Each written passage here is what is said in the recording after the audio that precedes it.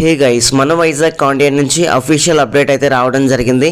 మన వైజాగ్లోని Lankapalli Bullayya college, so మనకి ఇది రామా టాకీస్ దగ్గర ఉంటుంది. ఈ కాలేజ్ లో ఈ మంత్ 27th మనకి జాబ్ ఫెయిర్ అయితే కండక్ట్ చేస్తారండి. సో ఆల్మోస్ట్ 160 ఓపెనింగ్స్ అయితే ఉన్నాయి అండ్ 2 రకాల రోల్స్ గురించి అయితే ప్రెసెంట్ హైర్ చేస్తున్నారు. సో ఫస్ట్ వన్ చూసుకుంటే కస్టమర్ సర్వీస్ అసోసియేట్.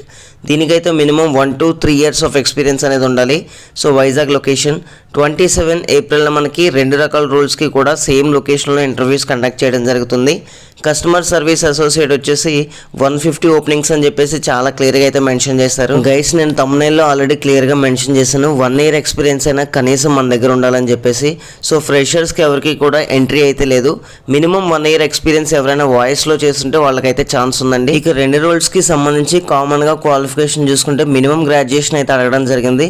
సో ఇంటర్వ్యూకి వెళ్ళే క్యాండిడేట్స్ ప్రతి ఒక్కరు కూడా గ్రాడ్యుయేట్స్ అయితే ఉండాలి. గైస్, ఈ జాబ్ రోల్లో మీరైతే హెల్త్ కేర్ ఇండస్ట్రీలో అయితే వర్క్ చేయడం జరుగుతుంది. దాంట్లో మనకి టర్న్ అరౌండ్ టైం అయితే ఉంటుంది. సో ఇచ్చిన ట్యాట్లో మనం కస్టమర్స్ ఇష్యూస్ని అయితే రిజాల్వ్ చేయాల్సిన అవసరం అయితే ఉంటుంది అండ్ దీనికి కావాల్సిన ట్రైనింగ్ వాళ్ళు అయితే ప్రొవైడ్ చేస్తారు. అండ్ ఎటువంటి కీ స్కిల్స్ మన దగ్గర ఉండాలనేది ఇక్కడ క్లియర్గా అయితే మెన్షన్ చేస్తారు. వాయిస్ ఎక్స్పీరియన్స్ అట్లీస్ట్ 1 year ఉన్నా సరే ప్రతి ఒక్కరు అటెండ్ అవ్వండి. 160 ఓపెనింగ్స్ కాబట్టి డెఫినెట్లీ మనకి ఛాన్స్ అయితే ఉంటుంది.